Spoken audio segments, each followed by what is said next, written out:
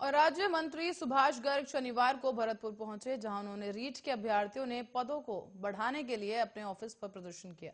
रीट के अभ्यर्थी मंत्री सुभाष गर्ग के कार्यालय के बाहर सड़क पर बैठकर धरना दिया गया है। इसके बाद अभ्यर्थियों ने मंत्री गर्ग को ज्ञापन दिया और गर्ग ने अभ्यर्थियों को आश्वासन दिया है कि वो पदों को बढ़ाने के लिए शिक्षा मंत्री से बात करेंगे। दरअसल मंत्री गर्ग ने बीजेपी चुनावों पर कहा कि उत्तर प्रदेश में चुनावों को लेकर बीजेपी काफी डरी हुई है। बीजेपी को इस समय खतरा लग रहा है कि उत्तर प्रदेश हाथ से निकल जाएगा। इस डर की वजह से बीजेपी सभी मानदंडों को एक तरफ रखकर दूसरी पार्टी के लोगों को अपनी पार्टी में शामिल कर रही है। तो वहीं बीजेपी में खुद भगदड़ मच गई है। कितने नेताओं ने बीजेपी को छोड़कर दूसरी पार्टियों को ज्वाइन कर लिया है और ये सब देखकर यही लगता है कि बीजेपी ने अंदरूनी मन में अपने आप को हारा हुआ मान लिया है और अब की बार बीजेपी से उत्तर प्रदेश जाएगा, जिसके बाद केंद्र से भी बीजेपी को करारी शिकस्त मिलेगी। बीजेपी के विरोध में सभी धर्म के लोग हैं और इसी के साथ ही तमाम पार्टियां लगातार इस वक्त चुनाव को लेकर सक्रिय नजर आ रही हैं। फिलहाल आपको बता दें, पूरा मामला, जो तस्वीरें आप देख पा रहे हैं, ये अभ्यर्थियों की है और इस सीट बढ़ाने को लेकर अभ्यर्थियों ने धरना प्रदर्शन दिया है और साथ ही आपको बता दें, रीट अभ्यर्थियों के पद बढ़ाने को लेकर यह प्रदर्शन किया जा रहा है।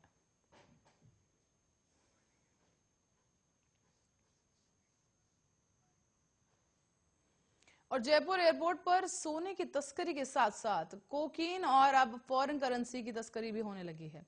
एयरपोर्ट पर शनिवार को कस्टम विभाग की टीम ने एक ऐसे ही युवक के पास से 1,30,200 रुपए कि जो यूएई दरम है वो बरामद की है। इस दौरान युवक गुजरात का रहने वाला बताया गया और ये रुपए लेकर वो दुबई जाने की फिराक में था। युवक गुजरात से मुंबई और वहां से डोमेस्टिक फ्लाइट में जयपुर पहुंचा और यहां पर दुबई जाने वाली इंटरनेशनल फ्लाइट पकड़ने से पहले ही उसे पकड़ लिया गया है। युवक के पास से बरामद की गई ये विदेशी मुद्रा, जो भारतीय रुपए में 25,58,430 रुपए है। कस्टम ने युवक को फौरन ही फॉरेन एक्सचेंज मैनेजमेंट एक्ट 1999 के तहत गिरफ्तार कर लिया है। साथ ही रुपए भी जब्त कर लिए गए। कस्टम कमिश्नर राहुल नागरे ने बताया है कि कार्रवाई असिस्टेंट कमिश्नर भारत भूषण अटल के नेतृत्व में की गई और उन्होंने बताया कि गुजरात के अहमदाबाद के रहने वाले ये युवक 25 साल का बताया गया। मुंबई से इंडिगो की फ्लाइट से ये शुक्रवार देर रात जयपुर पहुंचा था और यहां से ये युवक स्पाइस जेट की दुबई जाने वाली फ्लाइट में बैठने की फिराक में था और उन्होंने ये भी बताया कि हमें पहले ही इंफॉर्मेशन मिल गई थी कि ऐसा एक पैसेंजर जयपुर से दुबई जा रहा है, जिसके बाद विदेशी मुद्रा बरामद की गई और कस्टम अधिकारियों ने बताया कि पूछताछ में युवक ने बताया है कि वो दुबई में कॉस्मेटिक आइटम्स का बिजनेस करता है। वहां से कॉस्मेटिक आइटम खरीद कर यहां लाता है और भारत में बेचता है। हालांकि कस्टम के अधिकारी इसे तस्करों का करियर मान रहे हैं, क्योंकि गोल्ड की खरीद के लिए ये रकम यहां से अक्सर भेजी जाती है। ऐसे में इन्हीं युवकों को कैरियर बनाया जाता है और इसी के साथ ही इनसे पैसे भेजने और गोल्ड लाने का काम करवाया जाता है।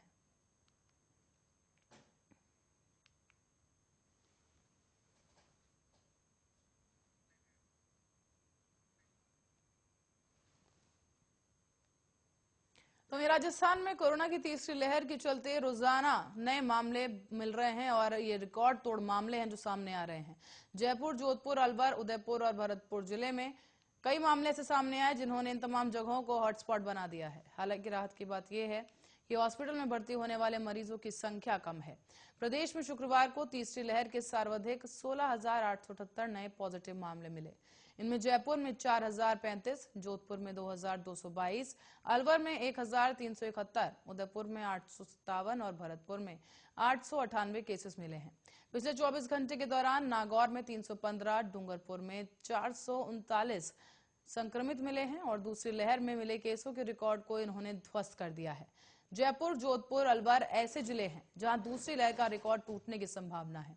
मेडिकल हेल्थ डिपार्टमेंट से रिपोर्ट को देखें तो इस बार मौत की संख्या दूसरी लहर से कम है। विशेषज्ञों का कहना है कि इस बार सीवियरिटी काफी कम है, लेकिन तीसरी लहर में जितनी भी मौतें हो रही हैं वो उन लोगों की है जो कि पहले से कोई ना कोई बीमारी से पीड़ित थे, अपना इलाज करवा रहे थे और इस दौरान उनकी मौत हो गई।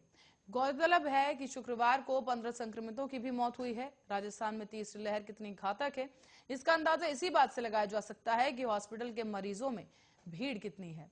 सबसे बड़े कोविड हॉस्पिटल राजस्थान स्वास्थ्य विज्ञान विश्वविद्यालय में 70% से ज्यादा बेड खाली पड़े हैं। यही कारण है कि सरकार को इस बार प्राइवेट हॉस्पिटल में बेड रिजर्व करने की जरूरत नहीं पड़ी। दूसरी लहर में जब 16,000 या उससे ज्यादा केस आए थे, तब प्रदेश में एक एक बेड के लिए मारामारी चल रही थी।